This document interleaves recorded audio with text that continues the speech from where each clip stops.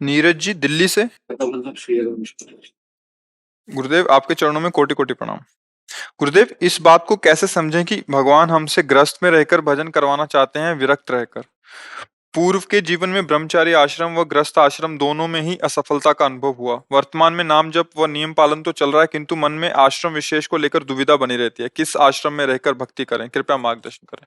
सिर्फ भजन पर दृष्टि रखो। वैराग्य का मतलब कपड़ा बदल लेना नहीं है। वैराग्य का मतलब है अंदर से भोगों के प्रति अरुचि हो जाना। नहीं तो कपड़ा पहन के भी तो सब गंदे काम हो सकते हैं। कपड़ा रोकेगा क्या? बस अगर वेश है, भगवान ने हमें मार्ग दिया है और हम आजीवन ब्रह्मचर्य रहकर भगवान के चिंतन में विकारों को ये हमारा मार्ग है। आपको गृहस्थ में रखा है, आप अपने भोगों को सीमित, जो गृहस्थी धर्म के अंतर्गत भोगते हुए भजन करें, वही गति प्राप्त होगी। गति भजन से होती है, भेष से नहीं। कहाँ जाओगे? जहां भाग के जाओगे कोई मकान में तो ही रहोगे, चाहे उसे कुटिया बोलो तुम, चाहे उसे भवन बोलो तुम। खाओगे तो भोजन ही, चाहे मांग के खाओ, चाहे भंडारे में खाओ, और चाहे मेहनत करके कमा के खाओ। खाना तो पड़ेगा ना, कपड़ा तो पहनने पड़ेंगे ना, रहना तो इसी संसार में पड़ेगा ना। फिर भजन करना है। हम मान लेते हैं कि हम विरक्त हो गए हैं, तो वहीं मान लो ना जहां हो कि मेरा जीवन भगवान के लिए है, सब कुछ भगवान की वस्तु है। उचित भोगों का भोग भोगते हुए भगवान का महात्मा ही हो। समझ रहे? आश्रम परिवर्तन से भगवान की प्राप्ति का कोई ठेका नहीं मिल जाता। अगर भेष बदल गया, उद्देश्य नहीं बदला है, तो हम ड्रामा भी तो कर सकते हैं, नाटक भी तो करते से वेश से, तो क्या भगवान मिल जाएंगे क्या? तो अगर आप पैंट शर्ट पहने हो, कुर्ता धोती पहने हो, आप ऐसे हो, नाम जप करते हो, अच्छे आचरण कर, तो आप महात्मा ही हो। आपके लक्षण अच्छे हैं, आपका चिंतन अच्छा है, आपका विचार उच्च कोटि का है, महात्मा ही हो। हम वेश ऐसा रखें, चिंतन गलत है, आचरण गलत है, महात्मा तो नहीं कहा जाएगा ना। तो विशेष बात समझने की भजन से भगवत प्राप्ति होती है। विकारों को सह जाना ही वैराग्य कहते हैं। जब विकारों की अरुचि हो जाए तो उसे वैराग्य कह देते हैं।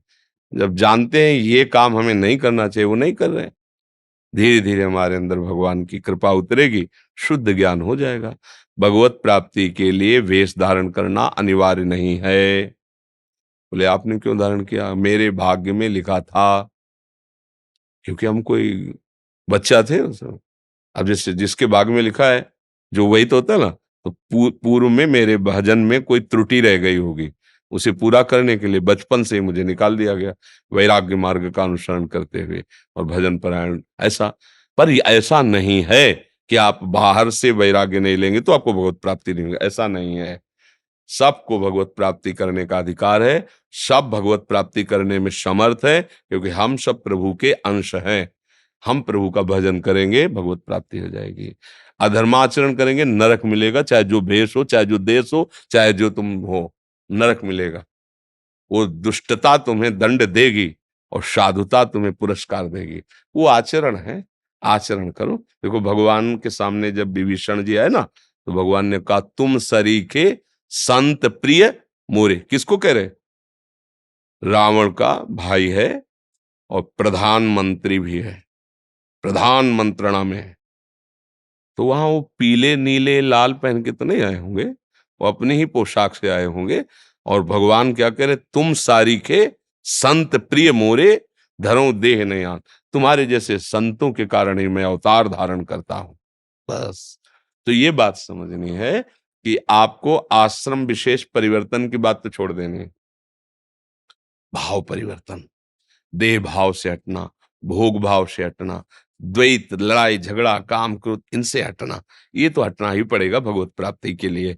इनसे अंदर ही अंदर लड़ो, खूब नाम जप करो, घर में रहो, परिवार में रहो, कोई जान ना पावे कि तुम इतनी ऊंचाई पर चढ़ रहे हो। बढ़िया, मस्त। भगवान तो हृदय की बात जानते हैं ना। हाँ।